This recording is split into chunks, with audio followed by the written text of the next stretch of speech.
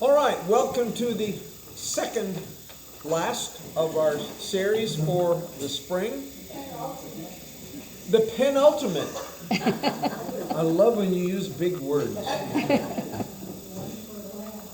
I first time I heard the word, I thought it had something to do with writing, the pen ultimate, but no, that's not it. Okay, so, two things I need to mention. Paula has made a couple of small errors in the notes. No. And I should point that out to you. And please remember, Paula is the social director for our neighborhood. She regulates a canasta group, and she's very busy, so we're going to forgive her for this. Near the end of the note, some of you probably noticed this, she actually called Amos Jeremiah, and I thought, well, it was after her second cocktail, so... She did say that was a sore spot, though. And the second thing is, she forgot a very important point right at the end, and I haven't, so it's not in your notes, but I will mention it to you when I get there and say, this is the point that Paula should have put in the notes. Paula, shame on you. Yeah. It's hard to get good help. I don't do the notes.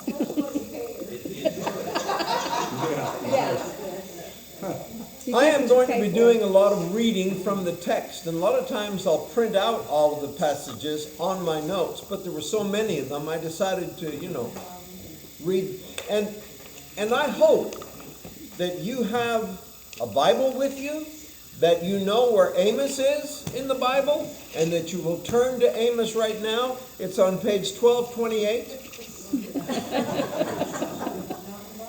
Do you remember, Paula, see if those are still in the back, the front of yours? They're right here. Do you remember I mentioned these last week? Mm-hmm. Don't be proud. If you couldn't find Jeremiah on a bet, pick one of these up. You can write down by Jeremiah's name the page in your Bible where it appears. I know it'll take a little longer to get there if you have to use that, but please do. Paula would be lost without her tabs. If you've got a tab Bible, you're okay.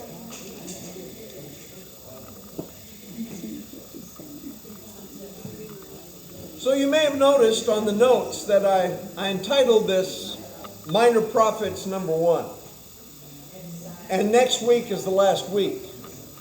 So, in all likelihood, we will do something different in the fall. Although, if there's a rise in interest in the minor prophets, we might do a few more in the fall. You'll have to let me know. Now,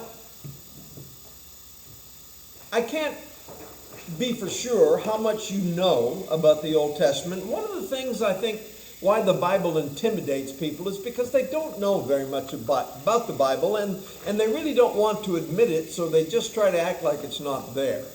But we have 5 major prophets. Everybody know that? 5 major prophets. And the truth is, it's really only 4. Because Lamentations, which is considered one of the major prophets for reasons that I don't understand, was actually written by Jeremiah, who was one of the 4 major prophets. So the minor prophets, there are 12 of them. And why are they called minor prophets? Well, they were all under 18. Am I wrong about that? I think you're okay. right. I'm right. And it's not because they're not as important as the major prophets. It's because, for the most part, their books are shorter than the major prophets. Okay? But Zechariah has 13 chapters, and I think Daniel only has 9. But Daniel's chapters are on and on. And there's a lot more pages of Daniel, but more chapters of Zechariah. But the reason they're called the minor prophets is because they are shorter in length. Some of them are just little bitty, okay? And we might look at a little bitty one or two. And as I told you in an email this week, I really thought about doing Amos and Hosea. And then I thought, both those guys would be offended if I only did 30 minutes on each one of those guys. They deserve an hour, and that's what Amos is going to get. And probably Hosea next time, unless Paula changes her mind and writes me. writes notes on something else. Now, this map looks a little cluttered, I will admit. And some of you go, I know all that, and some of you don't. This, of course, is the wonderful Mediterranean. It has more significance than just one of the places you cruised on your way to Greece. It is significant because it borders all of these countries that are mentioned in the Bible and have significance in the Bible. Now remember, we said that after Rehoboam decided to be tough with the people, Jeroboam broke away and established the north kingdom of Israel. And I put the border here as dotted lines, but I want you to understand, by the time Amos comes along, it's been decades since the division. And it's clearly understood that these are two different countries. Oh yes, they're related, they're blood related, but they're two different countries. And what did you do with my pen, Paula? She forgot to put two things on this thing. Yeah.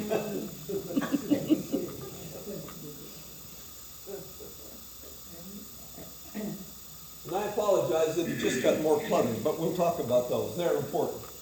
Okay, now, the book of Amos, some of you read it, begins with condemnations of the various countries around. Countries like Syria and Ammon and Moab and Edom. And this is where they appear on the map. And this is where Assyria is. We'll be referencing Assyria in a minute. So what would the N stand for in Assyria? No? Nineveh. The capital of Assyria is Nineveh. So what does this D stand for by Syria? Damascus. The capital of Syria is Damascus. Don't ask about this D. It's coming. Okay? And then, of course, this is Syre, and this is Syre. This is Sidon, and this is Tyre. Together, we call them Syre, as the twin cities. And, of course, down here, you have Babylon. And in the history of Israel, you have Syria as a country that gives Israel and Judah fits for years, for decades. They would demand tribute from the two countries. And they would sometimes come into Israel and sometimes Judah, demolish some cities. Do we have a question? No? Okay. So, and as a result, these two countries were not very prosperous for a number of years. What happened was that Assyria started to bully its way around the then known world, and guess who they started with? Syria. And as a result of Assyria giving Syria fits, Syria could no longer give Israel and Judah fits. Does that make sense? And as a result, for several decades, they began to prosper, especially the northern kingdom, but also the southern kingdom as well. The J here, of course, is for Jerusalem. And the little bitty T down here. Tekoa. Tekoa. Amos played for the Tekoa Titans football.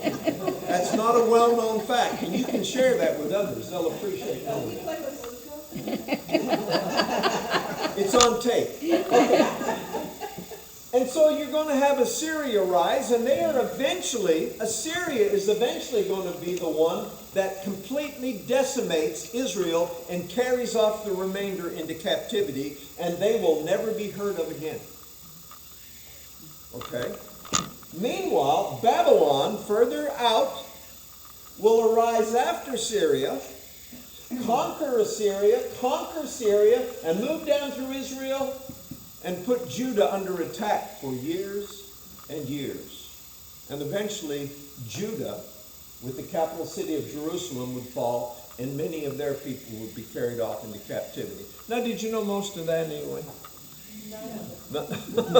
Okay, then I'm glad I mentioned it. Okay. And if you have questions, you can come up and talk to me afterwards. This, of course, is the Sea of Galilee. This is the Dead Sea. And, all right. Having said that, let me see.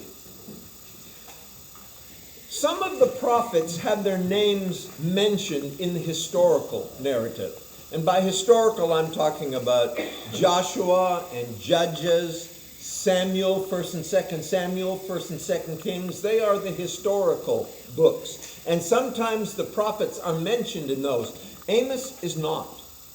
The only thing we know about Amos is what we read in the book that bears his name. I don't know how much of it he wrote. It doesn't matter, but it is the book that bears his name. See, I've gone over all of that. Did I mention about how good Israel was doing? This is important. During that time of prosperity, the gross national product went through the roof.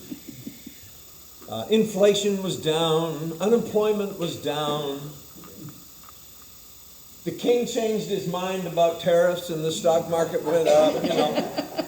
It happened all there in Israel. Anyway, they were a very, very prosperous nation in terms of the upper class and the middle class.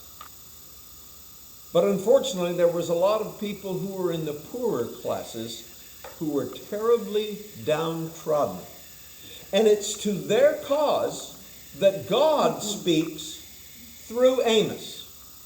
But let's talk about Amos first. He was a farmer down here in Tekoa. How many of you have been to Israel and gone south out of Jerusalem? It's too late for me, Paula. When you leave Jerusalem, you don't have to go very far south until you are in what I would call wilderness. I mean, it is bare out there. There's not many people, there's not many animals, and there's not that much to do, but he found two things to do. Amos, I mean. He was a shepherd. Don't know how many sheep he took care of, but that's one of the things he did. And he was someone who tended to sycamore fig trees. Now, I have it on good authority, I don't know this for sure myself, but I read, that sycamore fig trees really only grew here near the Mediterranean. And so what would happen, apparently, is that he would keep sheep in this area, and maybe 3 or 4 times a year, he would make a trudge, and it is a trudge. It's longer than 18 holes, Tom, so you know it's a trudge. He would make a trudge over here to these sycamore fig trees and prune them, pick them, whatever needed to be done. He had 2 jobs, but they were both agricultural in nature. And God said, you know what? I think that's my guy. That's the man that I am going to choose to take a message to the northern kingdom here. And specifically to go to Bethel. We sometimes call it Bethel, and that's okay. But Bethel. And do you remember what Bethel means? House of God. House, Beth, like in Bethlehem. House of God, Bethel. And he wanted him to go up here and preach a message to those Israelite people. Now, 2 things he had going against him. Number 1, he was a foreigner. Yes, there's a relationship there, but that relationship has been sour for decades. Second problem was, remember I told you to try to think of Amos as a guy in coveralls, maybe a plaid shirt with a tear in the sleeve? I'm sure he was not wealthy by any stretch of the imagination. I'm pretty sure he was uncultured. If I'm wrong about that, Amos, I apologize. But he was just a good old boy from the South. Not even from the big South, from the little South. And he finds himself up here in Bethel. Why? Because he was called by God. One of the things we talked about last week, one of the characteristics of the prophets, and I know you remember this, they had a very strong sense of being called by God. I mentioned the one that Isaiah had in the temple where he saw the seraphs flying around. They weren't all that dramatic, but, see, I was just called myself, and they weren't all that dramatic, but anytime the prophet got ready to speak, he remembered that God was the one who had called him to carry out this mission, to speak the words that God would give him, to try to correct the people that were God's people, okay? So that's where he finds himself. And the reason he finds himself up there has to do with his calling. And his calling, and I don't know why. If I had written Amos, I'd have written it differently. I'd written it wrong probably, but I would have put chapter 7, 8, and 9 closer to the front. Because I get the impression that for the most part, not all of 7, 8, and 9, but for the most part, what is described in 7, 8, and 9 is really his call to preach. And it consists of a series of 5 visions. And I don't know how Old Testament characters had visions. Now here's what I mean by that. I mean, was there something actually there that they could see? Like Moses at the burning bush? I believe that Moses looked over and there was a bush that was burned and not consumed. But when you have visions, are they like on a screen over there? Or are they in his mind? You can have visions that way, The only vision I've ever had is when Paula walked into the Starbucks for the first time when I saw her. She was a vision of loveliness. That's my only vision. But Amos has 5 visions. Now, I don't think I wrote them down for you, but I know you probably read them when you went over the notes. Let's mention them at least. Hello. Just a minute. You know what? I need to be more careful of my notes. I'll do that. He first sees a swarm of locusts.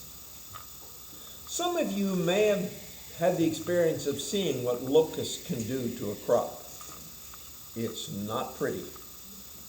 And the swarm of locusts that he sees are locusts that God is going to send on this nation. Now, I don't think he's talking about literal locusts. He could be, but I don't think he is. Because the locusts that he is going to send are the Assyrian soldiers. The second vision he sees is a fiery torrent that dries up the entire country. And when Amos sees these, he knows what God is talking about. Because he responds in 7 verses 2 and 5, it's repeated twice. Sovereign Lord, I beg you, stop. How can Jacob survive? He's so small. So, when the prophet gets to Bethel and starts to preach, and it's pretty strong preaching, let's remember, as I said in the lesson last week, that preaching comes from a broken heart. It bothers him that the people have got into that kind of condition. Lord, stop. Stop. He's too small. He can't handle this. And that's just from the second vision. And then the third vision has to do with the plumb line. Everybody know what a plumb line is? Do you ever plumb bob, Tom? I have no idea what that is, but I saw a guy on TV doing it, and I thought, I bet I'll look professional if I do. A plumb line is normally used on the first wall of a building. Make sure it's straight, because you know a plumb bob will hang straight down. And God says, I'm hanging a plumb line in Israel. Notice verses 7 and 8 of chapter 7. See, I told you you'd get to read the text eventually. This is what he showed me. The Lord was standing by a wall that had been built true to plumb, with a plumb line in his hand. And the Lord asked me, what do you see, Amos? a plumb line. Then the Lord said, look, I am setting a plumb line among my people Israel. I will spare them no longer. God hangs the plumb line and expects people to be straight, and they're crooked.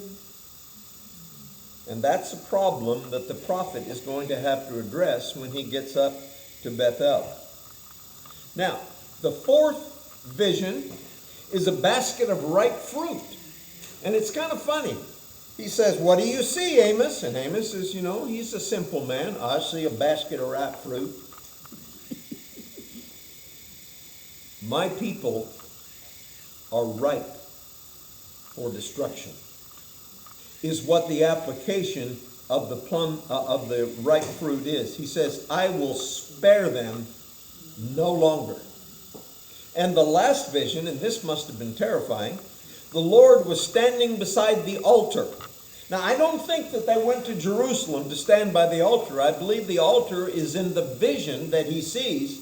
But it's not just the altar. The Lord is standing beside the altar, and he is uttering a message of doom. He says, I will fix my eyes on them. That sounds good, doesn't it? For evil and not for good. I will fix my eyes on them, he says, for evil, and not for good. So those are the 5 signs that Amos sees in his call. And that probably explains the language of chapter 1 and verse 1. You might turn back there. This will be a great exercise in turning pages. If you've got a Bible buddy, you're in good standing. One of you can find, It says, the words of Amos, one of the shepherds of Tekoa, what he saw concerning Israel 2 years before the earthquake. Now, you'd think that would help in terms of dating it, but nobody knows what earthquake that's talking about. Amos did, but nobody else does. So Amos says, I saw some things. And the word comes based on what he saw. And it was a time when Uzziah was the king in Jerusalem, and he was a good old king. And who was king up here? Jeroboam the second. Jeroboam the second. Now, if you'll remember, when the kingdom divided, Jeroboam was the guy that led the rebellion and formed the nation. But this is generations later, and now he's got someone in his lineage that said, I'd like to have the name Jeroboam too. And he becomes king of Israel and is the one that leads the nation to a lot of prosperity. Now, I have a vivid imagination. If you don't know that by now, you're not paying attention.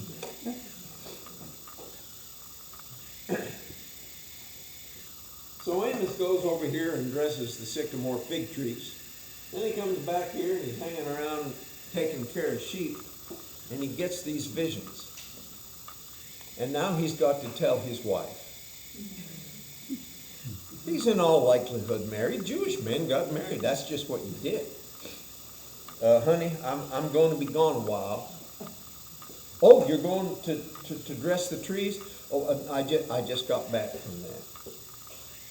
Where are you going? I'm going up to Bethel. In Israel? What are you doing going there? Well, I'm going to be a preacher. Amos, have you lost it? No. God appeared to me, and God is sending me to Bethel. Now, Paul, if I told you that, would you be on board with that? Or you'd think I was a little bit, well, you already think that. But wouldn't that be something to have to explain to your wife why you're leaving the sheep, why you're leaving the trees, and why in the world you're going up here to Bethel? And in all likelihood, Bethel at that time was the most prosperous city in the whole nation of Israel. And here comes Amos with his overalls and plaid shirt. See, I didn't even put a straw in his mouth this time. And he has a message for the people of Israel. And we're going to look at some of that message in just a minute. Now, Amos, he may be one dumb, but he's not too dumb, okay? So, he practices a little psychology. He preaches condemnation on the nations round about. Did you notice that? He starts off with the sins of Damascus. And of course, Damascus is the most hated city in the most hated nation at this time. Assyria has never been a problem yet. But Damascus has been a problem for decades. For 3 sins of Damascus, even for 4, I will not turn back my wrath. Now, when you see that for 3 sins and for 4, don't think of it's not like a preacher who goes, I got 3 things that I want. Wait, I thought of another one. It's 4. No. For 3 and for 4 is an idiom in Hebrew suggesting things that are piled up. Okay? For a lot of sin, I am condemning Syria. And of course, the people at Bethel would go, well, this guy might be on top of it after all. Because there was no one they hated more than the people of Syria. Okay? So, for 3 sins of Damascus and for 4, I won't turn my wrath. Then he gets to Gaza. Anybody? Hasn't that been in the news lately? Well, Gaza is still in the same place down here. And it's the capital of Philistia. Goliath's hometown. Goliath's home nation. Whereas, he played for the Tekoa Titans. Well, never mind. Wouldn't he have been an offensive tackle in some, if he had played football. But of course he didn't. So he starts with Syria, and then he goes down to Philistia, and he preaches condemnation against Philistia. I want you to notice the third one. It's against Edom. Edom's down here. Let's read the words, because they're kind of important. Beginning at verse 11 of chapter 1. For 3 sins of Edom, even for 4, I will not turn back my wrath. Listen. Because he pursued his brother with a sword, stifling all compassion. Because his anger raged continually and his fury flamed unchecked, I will send fire upon Teman, that's one of the cities, that will consume the fortresses of Bozrah. Edom. There's something that haunts me about Edom. What do we know about Edom? Gold star, anyone? Thank you! The Edomites are descendants of Esau, who is the half-brother of Isaac. And so when he says in this condemnation, he pursued his brother with a sword, guess who he's talking about? The Israelites. Okay? Because when they left Egypt, guess who gave them fits? The Edomites. They tried to attack them and destroy them when they were still on their way to the promised land. And so there's a condemnation of Syria, of Edom, of Philistia. I've got those in the wrong order. And then Moab. What about Tyre? T-Y-R-E. Well, that's not in my Bible. I'm kidding. No, it's there. I just wasn't going to mention all of them in detail. But yeah, Tyre is up here. Tyre and Sidon, cities of Phoenicia. Cities of Phoenicia. Yes, they also get wrath. And again, it's for 3 sins and for 4. In other words, they piled up and so forth. Now, I want you to notice something.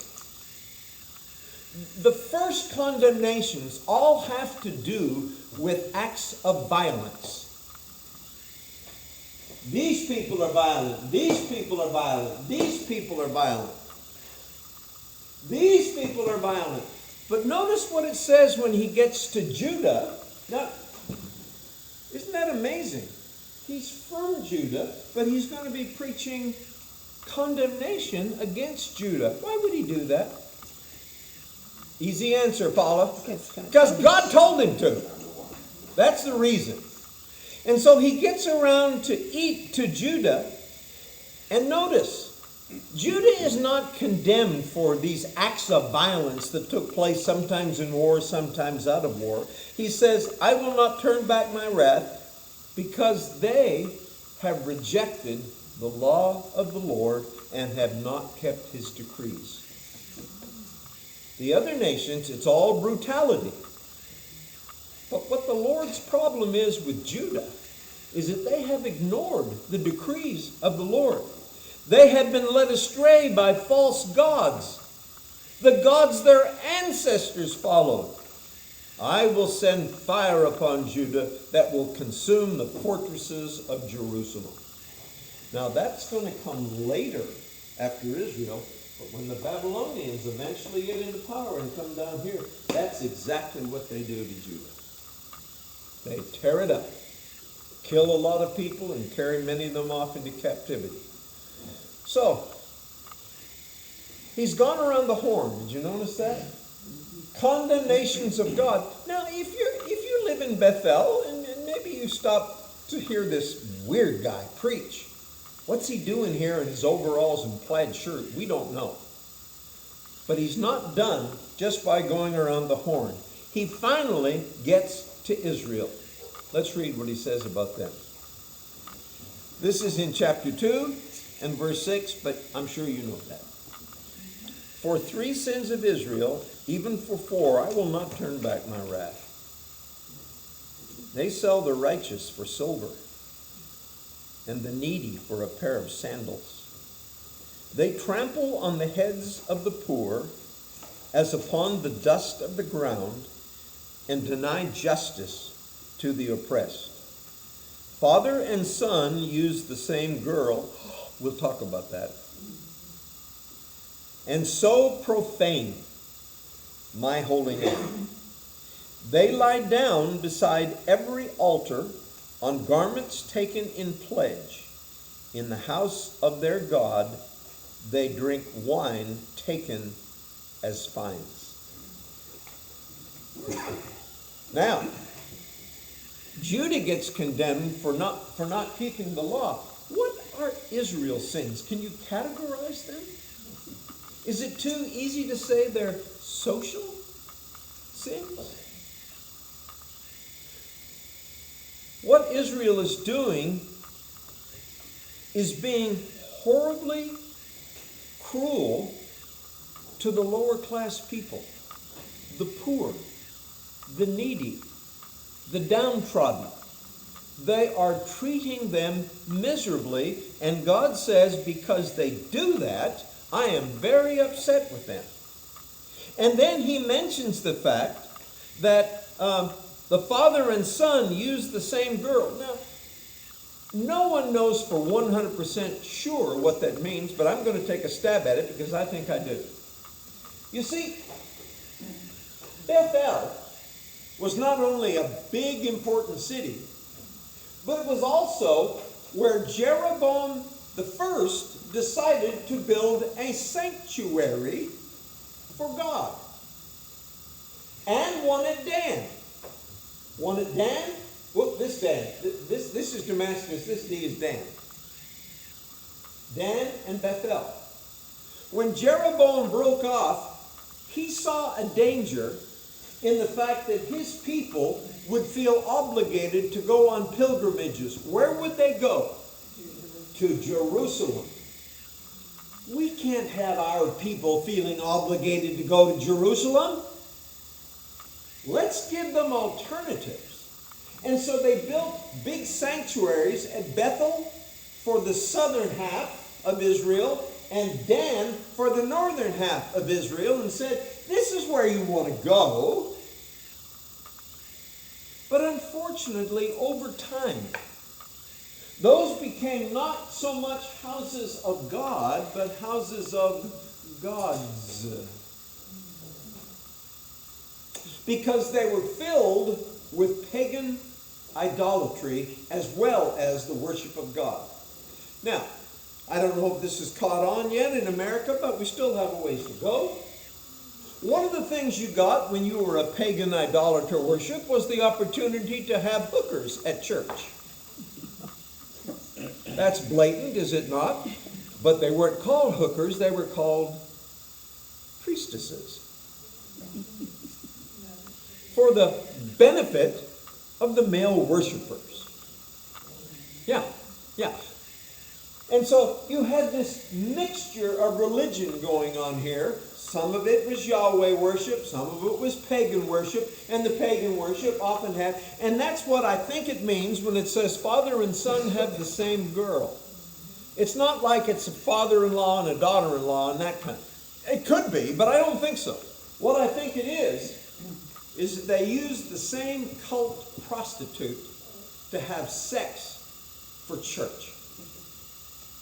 God says, you know, I've got a problem with that. Maybe you thought it was a good idea originally to set up Bethel, but it has deteriorated into something that is so ungodly. He said, I hardly know what to say about it. Did I read 6 through? I did read 6 through 12. Good, because now I know where I am in my notes, which helps. Every good lesson has 3 points.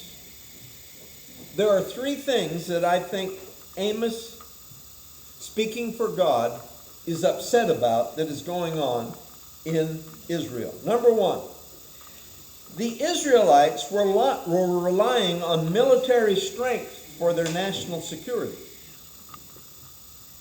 Why wouldn't they?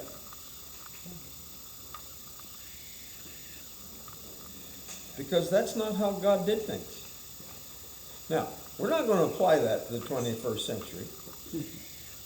But I'm telling you, that was one of the things that God, speaking through Amos, condemned. What Jeroboam II did was to build up a huge army and build fortified fortresses all through the land, so that if an attack came, they got by one, they'd still have a lot more fortresses. And then when they went out on their raiding parties, and they did that to take over other land, when they got back, they said, yeah, we whooped them again. And they are clearly relying on their own strength for their national security and the expansion of their borders. But notice chapter 6. Paul, I hope you put these verses in correctly, because I'm going to be in trouble if you didn't. Look at verse 13. This is Amos speaking, and he's speaking now to these Israelites. You who rejoice in the conquest of Lo-Debar, they won that battle, and say, did we not take Canarim by our own strength? That was their attitude. They thought the reason why they were militarily successful was because they were the biggest guy on the block. And you'd think, why would God have a problem with that? Well, do you remember when we looked at Shear Yashuv and Maher Shalal Hashbaz and Emmanuel? You remember that? Isaiah, the prophet of God, comes to Ahaz and says, you think the secret is military alliance. And I'm telling you, that's not it. The secret is to what? Trust God. Emmanuel, God is with us. If you'll put all your eggs in that basket, you'll be okay. Did Ahaz do that? No. Why trust a God you can't see when you can put your faith in an army that you can see? Because you know how God has done things throughout the history of Israel. And I just mentioned a few of them here in your notes, right? Moses. Here come the Egyptians. What are we going to do now? Well, why don't you just hold your staff out over the sea? And it worked. Did Israel defeat the armies of Egypt because they were stronger than them? No. They trusted God and did what he said. And the Egyptians were destroyed. And the second one I mentioned is Joshua. They're entering into the promised land for the first time, and they run smack dab up against an armored, fortified city. That was Jericho. Okay, never mind. Yeah. How are we going to defeat this city? God says, let me tell you what we're going to do. We're going to walk around the city once a day for 6 days, and on the 7th day we're going to walk around it 7 times, then we're going to blow the ram's horns. Got it? That ain't going to work. Until it did. Trust me, God says. And the last one, maybe my favorite, is a fellow named Gideon. Some of you know the story of Gideon, don't you, from Judges? Yes. Gideon is called upon to lead his army to defeat these people, their enemies, and God says, we got too many soldiers. We've got too many soldiers. In Judges chapter 7, if Paula didn't put this in your notes, I apologize. Listen to these words.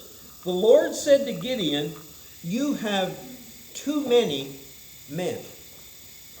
I cannot deliver Midian into their hands, or Israel will boast against me and say, my own strength saved me. Would they? Yeah, they often did.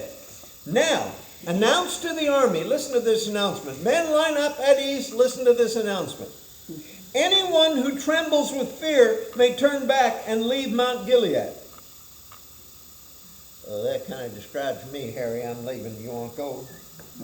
22,000 soldiers left, leaving Gideon with 10,000. Now wait. God says that's still too many. And so they go through a couple of procedures. Do you remember how many they got down to? 300. Gideon's 300. Bless you for knowing that story. And the way they defeat that army is certainly unusual. They make noise and yell and break lanterns, and it throws that army into a panic, and they kill each other and trample each other, and then they lose. Well, I don't know if we've ever tried that. What I'm trying to say to you is that all through the Israelite history, there is example after example of a nation that God leads doesn't take the normal military strategy. They do what God says because they trust in God to take care of them. But not Jeroboam II. He wasn't about to do that. And Amos suggests there are consequences for this attitude, the attitude of we can win by ourselves, in chapter 2, verses 13 through 16. Are you getting tired of turning in Amos? Good, you're not. Good. God, through Amos, says, and then I will crush you as a cart crushes when loaded with grain. The swift will not escape. Oh, I'm fast. You're not fast enough. The strong will not muster their strength, and the warrior will not save his life. The archer will not stand his ground, the fleet-footed soldier will not get away, and the horseman will not save his life. Even the bravest warriors will flee naked on that day, declares the Lord. You're going to trust in your own strength? This is what is going to happen to you. Oh, we've got warriors. We've got fleet-footed soldiers. Not any good. It's not going to help you. And that's the message that Amos gives. So, they trusted in their own military might. And it's 7:45. Aren't you glad we don't have Hosea? The second thing that God has against the Israelites is that economic success led to ungodly priorities and practices. Such as, I'm glad you asked, chapter 8, verses 4 and 5. Hear this, you who trample the needy and do away with the poor of the land. See, I told you that was their problem. Saying, oh, when will the new moon be over that we may sell grain? Can you hear that? All they wanted to do was make a buck. And you have to take off the new moon. Maybe it'll be over quickly and we can sell grain. And when will the Sabbath be ended that we may market wheat? See, all they thought about was not these days that honored their God. It was the fact they couldn't make money on those days. And here's how they did it. Skimping the measure. Do you see that? That's like when Bluebell went from a gallon to 3 quarts. I've never forgiven them for that. They tried to make it, we reduced the product. And did anybody notice? Well, some of us did. Skimping the measure, boosting the price. Was that $4 last week? Well, I think it was, but yeah. And cheating with dishonest scales. Which reminds me of one of my favorite jokes. I told Paul I was going to tell this. There's very few contexts in which this joke works. And it may not work in this one, but I'm going to try it anyway. Remember, cheating the people with dishonest scales. This little old lady was going to have a gathering on Sunday with a lot of people, family, friends coming in. And she went to the butcher shop. And she said to the butcher, I need a chicken, and it needs to be a big chicken, at least 5 pounds. And he looks down under there in the meat department, and there's only 1 chicken. And he brings it out, and he pops it on the scale, and it weighs 4 pounds. She said, that's not big enough. Have you got one bigger? And he really doesn't want to lose a sale, you know. So he puts the chicken back, messes around, and brings out the same chicken, puts it on the scale with his thumb, and now it weighs 5 pounds. And she said, that's more like it. You know, it's really going to be a big group. I'll take both chickens. And now what are you going to do, dude? Well, they were putting their thumb on the scale. They weren't accurate scales, so people were giving less than they were paying for. Notice, buying the poor with silver, I'll give you $2 for that guy. And the needy for a pair of sandals, and I love this one, selling even the sweepings with the wheat. So you get by the bottom of the granary, whatever, and you sweep it up and you go, that's just a bunch of dust. Put it in with the wheat, they'll never notice. If profits are all you're interested in, and you don't care whether this needy person gets dirt in with his wheat and has to pay for it, then that's exactly what you do. And so, that's one of the things that God had a problem with. They were economically successful and started making money, and so they thought, how can we make more money? Well, we can use dishonest scales. We'll tell them it's a gallon when it's 3 quarts, blah, blah, blah. And guess who's paying the ultimate price? It's the poor and needy who have to go to them for their groceries. And God says, I have a problem with that. So, the poor people's only recourse was in the courts. Chapter 5, verses 12 and 13. For I know how many are your offenses and how great your sins. You oppress the righteous and take bribes, and you deprive the poor of justice in the courts. I think we're being cheated, Harriet. I'm going to court. Yeah, good luck with that, Bob. Because the judges would rule in favor of whoever put up the most cash. And the poor had no recourse whatsoever. And God says, I've got a problem with that. Number 3. The people were substituting ceremony for righteousness. And that led to complacency in their relationship to God. Now, by the way, these 2 sanctuaries were extremely successful. And I don't know how much that was due to the hookers or what, but they were extremely successful. There was all kinds of sacrifices being made there. There was all kinds of large groups singing good old, Rock of Ages, Cleft for Me. It wasn't that people were not, quote, religious anymore. They were still doing the things at church that they were supposed to be doing. But how did God feel about it? I'm glad you asked. Because in chapter 5 it says, speaking for God, I despise your Easter services. Oh wait, I'm sorry, religious feasts. I cannot stand your Christmas candlelight vigils.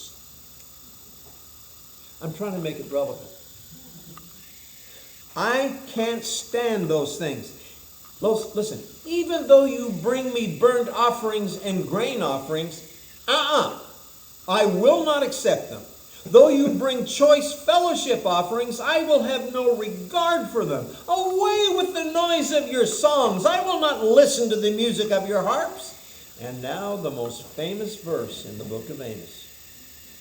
But let justice roll on like a river, and righteousness like a never-failing stream. If you thought Martin Luther King Jr. was the guy who invented that verse, you were wrong. Amos spoke it for God centuries before Jesus Christ. I can't stand what you're doing down in Bethel, but let me tell you what I can stand. If you will let righteousness flow on, or justice flow on like a river, don't cheat these poor people. The folks who have no recourse, don't take advantage of them. And righteousness like a never-failing stream, that's what I want. Do you suppose that message was popular? No, it was not. You see, they had to understand they were a privileged people. There's no doubt about that. But privilege demands a suitable response. Look at chapter 3 and verse 2. You only have I chosen of all the families of the earth. But we're your chosen people. Yes, you are. Therefore I will punish you for all your sins. Whoa, didn't see that coming. You see, to be chosen doesn't mean there are no demands on you for your relationship to God. I have chosen you. Therefore, I will punish you. You know, I was reminded, maybe Paula was, and she told me, I'm not sure, of something Jesus said in Luke 12 and verse 47. From everyone who has been given much, much will be demanded. Did you hear that? From everyone who has been given much, much will be demanded. And again, I don't know how relevant we can make this, but I'll tell you what, one of the things that we have said through the centuries is that God has smiled on us as a nation like none other. Well, guess what? There is a responsibility that goes with that. That doesn't mean God will not punish us if we absolutely ignore his precepts and his way of life. It does not. And that is in the text. Now, I'm almost done. My timekeeper's getting antsy, and I understand, Paul. God even used some natural, what did I call it here? Just a minute. Natural calamities to get his people to repent. Now we're in chapter 4. We're moving on. Look at beginning at verse 6. He says, this is Amos speaking for God. I gave you empty stomachs in every city, and lack of bread in every town, yet you have not returned to me. I also withheld rain from you, When the harvest was still 3 months away, I sent rain on one town, but withheld it from another. One field had rain, another had none, and dried up. People staggered from town to town for water, but did not get enough to drink. Yet you have not returned to me. What do I have to do to get your attention, Israel? Many times I struck your gardens and vineyards. I struck them with blight and mildew. Locusts devoured your fig and olive trees, yet you have not returned to me, declares the Lord. And that's the whole theme of that section. I did all of this, and it did no good. You have not returned to me. Now I have to tell you, this is the point that Paul missed in the notes. Where Amos, speaking for God, says, there's a worse famine coming. It's in chapter 8, verses 11 and 12. You got to notice this. The days are coming, declares the Lord, the sovereign Lord, when I will send a famine through the land. Not a famine of food or a thirst for water, but a famine of hearing the words of the Lord. Men will stagger from sea to sea and wander from north to east, searching for the word of the Lord, and they will not find it. The word of the Lord is being preached at Bethel by the prophet whom God chose from Tekoa to tell the Israelites they need to shape up. But guys, there's a worse famine that can come. And if I might, I hope I'm not overstating this, God. When God said, I have... Okay, I'm overstating it. That's a sign. Well placed, God. I was where? I was thinking what? When God said. Is that what I said? When God? No, it blew my mind.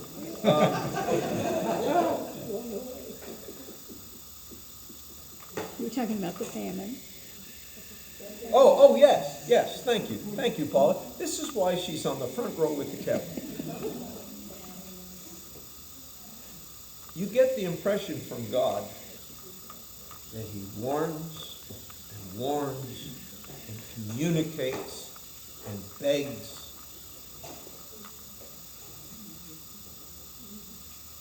I'm done. There will be a famine for the words of the Lord. And you know why, don't you? Because he's not talking to them anymore. That's the message. And it is indeed a stark one. And you say, well, that's pretty unchristian. Not exactly. I'm reminded, we're almost done, Paul. I'm reminded that when Jesus sent out his disciples on what we call the limited commission before the Great Commission, remember when they all went out and cast out demons and healed the sick and preached the word? And Jesus gave this instruction, and this is a paraphrase, I admit it. If you go to a place where they don't receive you, and they don't want to hear the message, here's what you do. You shake your sandals off, the dust off your sandals, and move on. And then he said, it will be more tolerable in that day for Tyre and Sidon than it will be for those Galilean cities. Because they did not listen. And I'd like to tell you that when Amos preached this message, all the Israelites went, we're sinful and we repent. It did not happen. See, I take great solace in the fact that a lot of God's messengers through the years preached and taught their hearts out and didn't get any results. Do you know that Jeremiah preached for 50 years without a single convert? How you like that? What church would hire him? But he was preaching the message of God. One more thing. Amos hits a sore spot when he starts talking about the day of the Lord. That phrase, the day of the Lord, has a rich history in the Old Testament. Both the Israelites and the Judeans often talked about this wonderful day of the Lord that was coming, when God would fix everything. We can't wait for the day of the Lord. Chapter 5, verses 18 through 20. If this is not in your notes, Paula, you really messed up. It's in the notes. It's in the notes, good. We don't have to yell at Paul when we get home. Woe to you who long for the day of the Lord. Why do you long for the day of the Lord? That day will be darkness, not light. It will be as though a man fled from a lion only to meet a bear. It will be as though he entered a house and rested his hand on the wall only to have a snake bite him. When he got away from the bear, he ran and ran, got him with, which is another way of saying nobody is getting away. The day of the Lord isn't going to be a good day for you. It is going to be a horrific day for you. Oh, the day of the Lord is coming. Count on it. Will not the day of the Lord be darkness, not light, pitch dark without a ray of brightness? And with that, Amos says, that's all I've got to say about that. You know, all of those things, and I'm reminded of what he said back there in the call. Oh, Lord, stop. Take pity. Jacob is so small. He can't handle it. Well, I hope your thought right now is, boy, that was a waste of an hour. No. I want you to say, I know an awful lot about Amos. He wasn't very friendly. He is a farmer preaching to the rich cats in Bethel and preaching a message that God is going to take it out on this nation for their reliance on their own strength, for their socially economic terrible practices that did so much with the poor, and thirdly, for substituting worship for righteous living. Amos says, you can't do that. Okay,